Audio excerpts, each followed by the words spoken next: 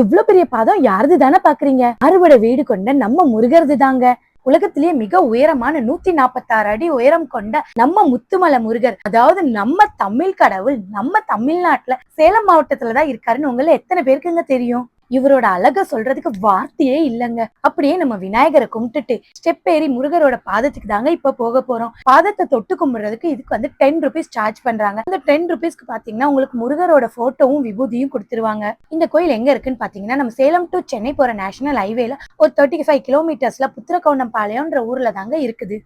இங்க இருக்க 146 அடி உயரம் கொண்ட முருகரோட வேலுக்கு வந்து நம்ம கையாலே பன்னீர் அபிஷேகம் பண்ணலாங்க. அதுக்கு வந்து 250 சார்ஜ் பண்றாங்க. நீங்க பண்ணணும்ன்றது பண்ணாதது உங்களோட விருப்பம் தாங்க.